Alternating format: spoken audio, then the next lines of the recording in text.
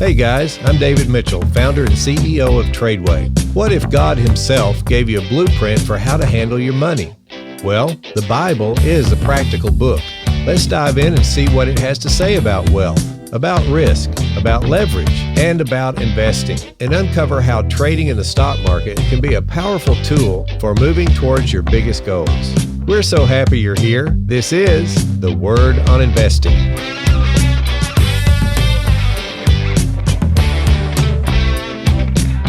Hey everybody, welcome back to the show.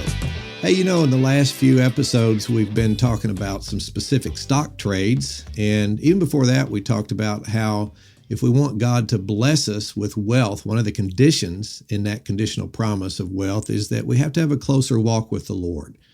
Well, today I want to talk about something that goes a little bit different direction. I think it'll be meaningful, and it may even be the most important part of your trading life. I know it's the most important part of life in general. And that is that sometimes we have the ability to sort of slip away from the Lord slowly, and so slowly we don't even know it's happening. And I want to talk about how if that happens, it can affect your family business, it can affect your stock trading, it can really affect your relationships and everything, and you don't even know it's happening at first. You actually think everything is fine. You're walking with the Lord day to day, and you always have been, right? And that's kind of how you feel. You may have just had major victories in your life, and you may feel like you've never been closer to the Lord. And then you go through a season where gradually over time, it's easy to think you're walking closely with the Lord, you're set in life, and you begin to slowly take your focus off the Lord, and you don't even know you're doing it. Now you get to the point where you're trying more and more to make things happen. In other words, you're doing it on your own.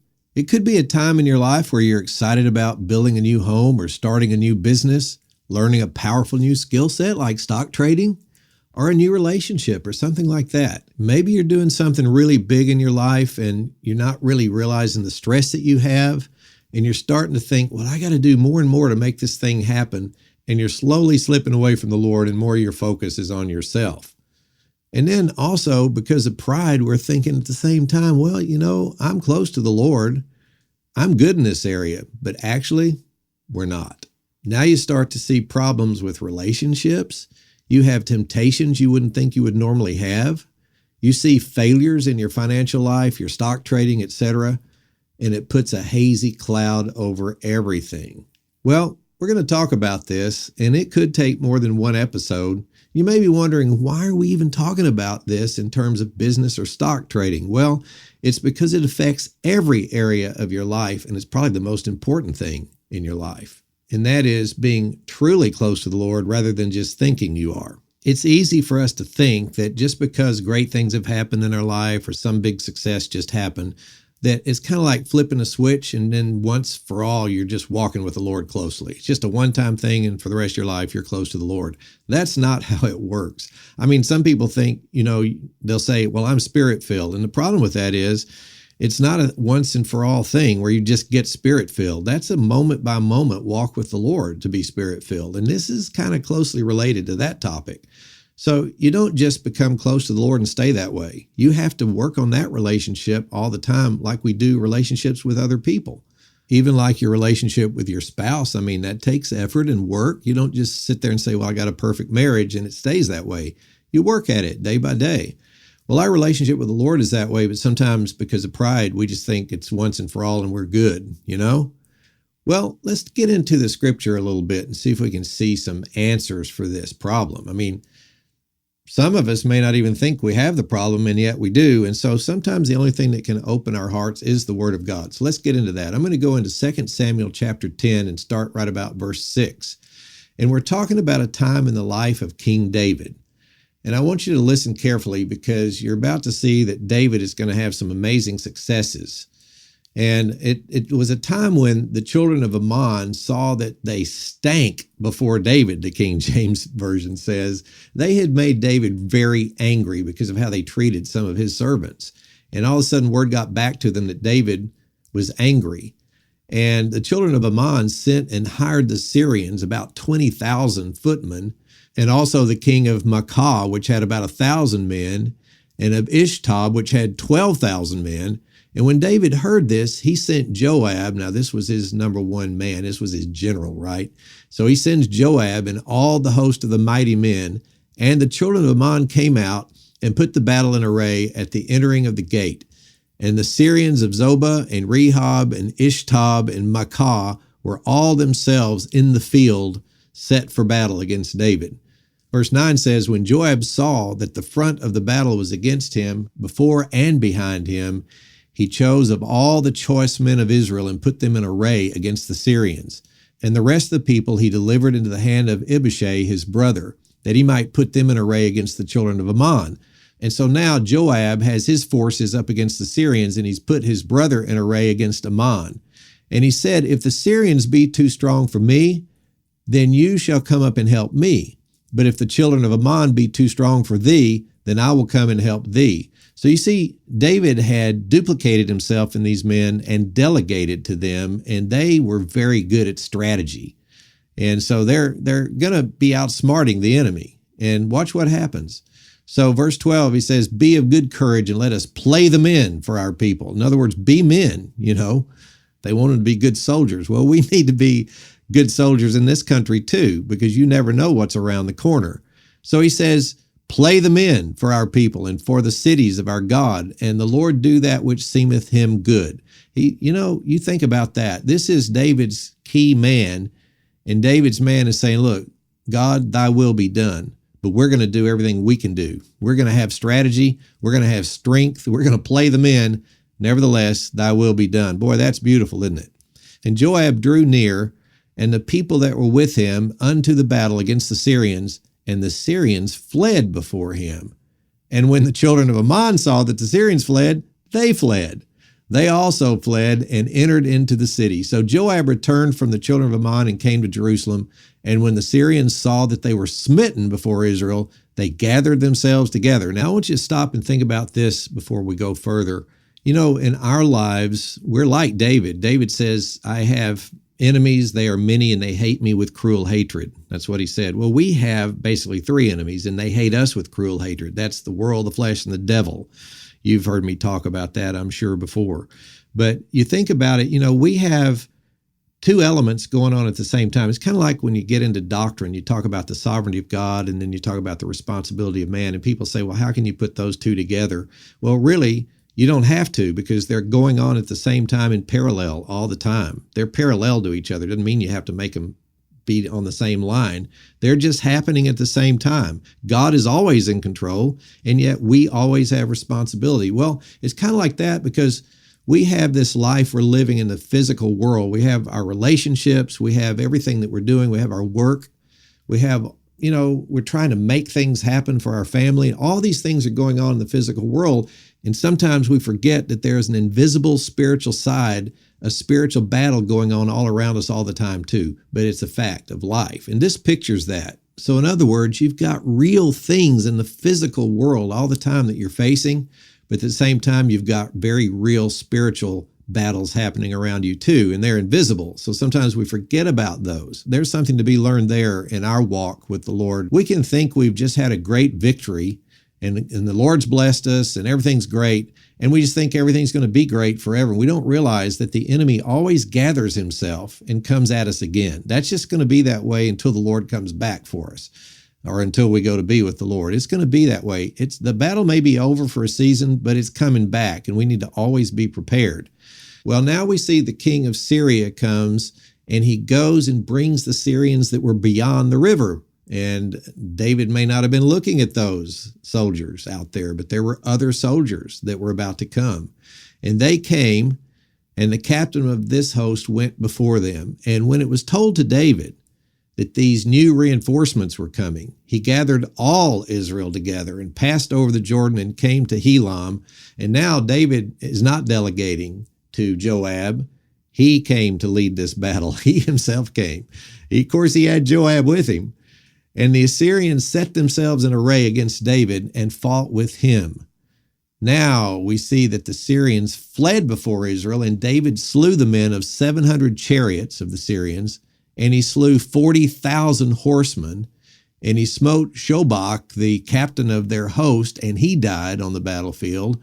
David himself killed their number one man, right? And when all the kings that were servants to Hadarezer saw that they were smitten before Israel, they made peace with Israel and served them. So the Syrians feared to help the children of Ammon anymore. All right, so now you see this enormous victory that King David had, and he led this fight himself in the end. An enormous victory. I mean, Ammon had risen up against Israel. They'd gone out and hired soldiers from Syria. They were defeated, so Ammon gave up, and now they became the servants of Israel. And so, you picture this in the spiritual warfare sense. We so many times fear Satan and we fear the spiritual enemies and all this stuff. In reality, what David would do is he would take his sword and run headlong toward the enemy. That's because he was strong with the Lord, and his men were strong with the Lord. And so they had success. They didn't run from the enemy. And we need to remember that. But we also need to take a look at what happened right after this great success. So you go into chapter 11 and verse 1. Now, this is right after this great victory. And it came to pass after the year was expired, at the time when kings go forth to battle, that David sent Joab and his servants with him and all Israel, and they destroyed the children of Ammon and besieged the city. But David tarried still in Jerusalem. So this time David didn't go out to battle. He just stayed home and had time on his hands, and he let his men go do the work. Well, we know what happened, right? If we've read the scripture a lot, we know what happened. Verse 2 says, "And it came to pass in the evening tide that David arose from off his bed and walked upon the roof of the king's house. And from the roof he saw a woman washing herself, and the woman was very beautiful to look upon." And the rest is history, right? That was Bathsheba. And Bathsheba was married to one of David's key warriors named Uriah. And you know the story. David ended up committing adultery and having Uriah killed. So that's murder. And so David had a great fall at a time when he saw the great success in his life. And coming off that success, he must have felt, surely I'm walking with the Lord and I'm close to the Lord like I always have. But he didn't realize he was slowly slipping away from his day-to-day close relationship with the Lord. And he found himself in great sin. Now, it's interesting to look in chapter 12 of 2 Samuel, starting with about verse 10. You have this story of the man of God, Nathan, coming to David and saying, "David, what would you do if you had a man in your kingdom who had one little lamb that he loved dearly? He loved this lamb so much he took care of it. He kept it in his house. And then you had a rich man in your kingdom that had a whole flock of lambs, and he went over and stole this man's one little lamb and took it and killed it and had a great feast. What would you do with this man?" Well, we can pick that up at 2 Samuel 12:5, and here's David's answer. "And David's anger was greatly kindled against that man, and he said to Nathan, As the Lord liveth, the man that hath done this thing shall surely die, and he shall restore the lamb fourfold, because he did this thing and because he had no pity. And Nathan looked at David and pointed his finger and said, Thou art the man." Think about that. David didn't even realize it, did he? But he does now. All right, now what happened at that point is what we're going to talk about in the next episode. But right now, let me finish. "And so the Lord said to David, Now therefore the sword shall never depart from thine house, because thou hast despised me, and hast taken the wife of Uriah the Hittite to be thy wife." Now we see David faces full front his bad relationship with the Lord, because the Lord said, "You have departed from me." And David didn't realize it until right now. And right now he comes to realize it. And this may be the greatest thing that happened in David's life, actually. Now, let me point this out. There is a principle in God's word, which means God put this principle out in the universe. It's called the sowing and reaping principle. In other words, what we sow, we shall reap. David, as we know, came before the Lord and begged mercy and repented and got right with the Lord. He got his heart totally right with the Lord. And God forgave David, just like he does us. But there were repercussions in David's life for the whole rest of his life because of the sin that he had done. And that's what the Lord was talking about in this verse. So it doesn't mean the Lord didn't forgive him.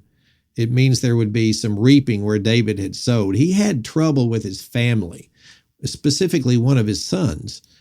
And so it led to tragedy and sorrow in his life. But you know what? David had a great walk with the Lord after that because he was totally forgiven by the Lord and his heart was right. So let me wrap up what we talked about this time, because really this episode is the kind of thing you really need to get alone and think about, contemplate. And remember how Nathan pointed at David and said, "You are the man."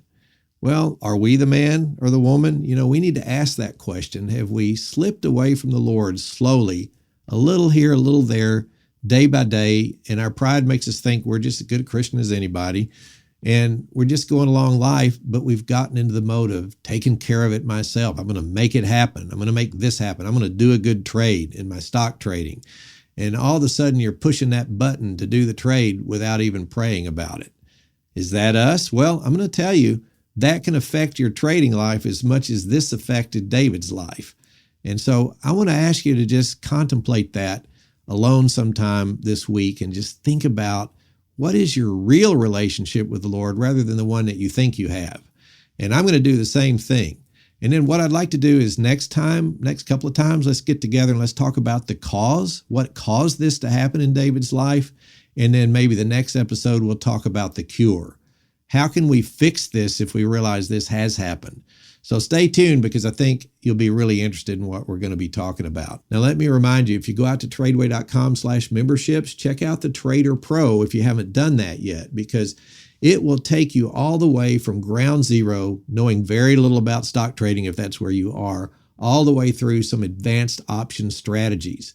And when you get into options, you're going to learn how to leverage every dollar so that every dollar is worth $7 to $14. Imagine that. And you also learn how to manage risk properly like the big boys do. You got live webinars where students and coaches get together and choose stocks. You got live webinars during the market hours where you actually do some trading with the coaches. And you got coaching that you can call upon at any time. We have live events and online live events. All of that is part of this. And this is one of the most popular memberships because it puts the most tools in your toolbox for trading. So check that out. And guys, if you liked this episode, and I think you're going to want to hear the next 2 episodes to really know if you actually liked it or not, right? But if you did like where we're headed with this, would you rate and review it for us? And that way, if people are out there and they have similar interests, they can find us. It'll help them. It'll help us. It may even help you. I really appreciate it, guys, and have a great day. Be sure and take a little quiet time alone with the Lord and think about these things. We'll see you next time.